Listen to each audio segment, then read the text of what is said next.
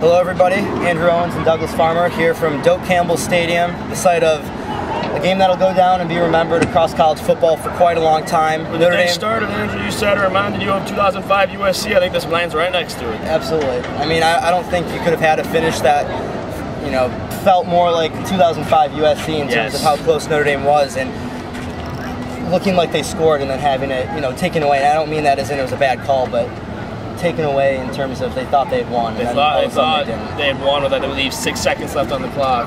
They needed that touchdown. They were down 4. It was 3rd and 2, 3rd and 3, 3rd and goal, and 2 of the 3. And now we haven't seen the replay. We've been in interviews, and now we're on the field. Corey Robinson was open to the point that I don't know what anybody could have done that would have affected him. Now, whether they did something illegal or not is another conversation, but he was so open. Yeah, Procise was gauged with the defender, and now on that play, both Procise and Fuller are supposed to rub for Corey, to use Fuller's phrase just a few minutes ago, and Fuller said it's make contact with the guy, get his way, was his phrase. And it's play Notre Dame's run, like Joe Schmidt said, hundreds of millions of times in practice, and this time they were called on it, so they do fall short 31-27 in this game.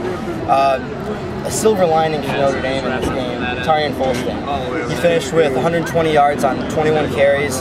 And 5.7 yards per carry was his average. And he was the back tonight. The back 2 games in a row, he is the back. Last week he had 18 carries for 98 yards, so that's 2 games where he got about 39 carries and 218 yards.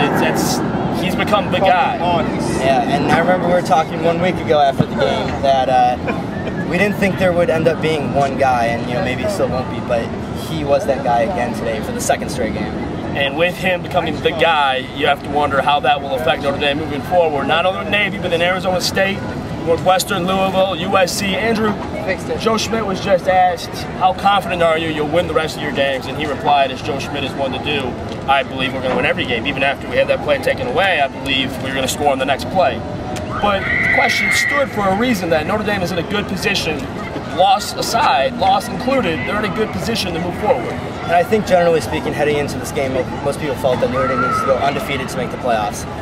I don't know if there was more of a game that could have made a case for an 11-1 Notre Dame team. Now, they're going to need Arizona State and USC outside of losing to Notre Dame. They're going to need them to win the rest of the game. And they need Florida State to go undefeated. Right, they're going to be the biggest Florida State fans. Anybody in the country who says, well, Notre Dame's not that good based off this loss, I think both Notre Dame and Florida State proved tonight that they are top teams in the country. And we've seen time and time again when Notre Dame would have an opportunity like this and they just get steamrolled. And that didn't happen tonight. And I know that's no consolation right now for Notre Dame as they It's a step forward. It's a step forward. It is a step forward. And it'll certainly be interesting in this year, the first run of the college football playoff, to see how this all plays out, how the media views it, how the selection committee views it. There's still a lot of football to play. First poll comes out in 2 weeks. October 28th, the Tuesday after the bye week, will be the first poll from the selection. So Notre Dame will not play again before the first selection committee poll comes out. This is an interesting taste to leave in their mouth. I mean, Notre Dame played well. You cannot take that away from Notre Dame. They played well. Everett Golson played well. The defense played well. As Joe Schmidt said, they all have rings for a reason. They know how to play football, referring to Florida State. They're a good team.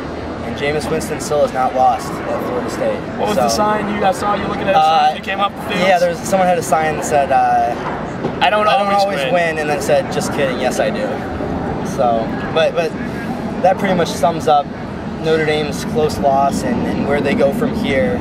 It'll be interesting to see how this team responds. They're going home during fall break next week, part of the week, to get their minds cleared. They'll do meetings and such Monday and Tuesday, and on Wednesday, Brian Kelly will tell the players, take care of your homework and whatnot, get out of town. Go home, see family, see friends, see your high school team play.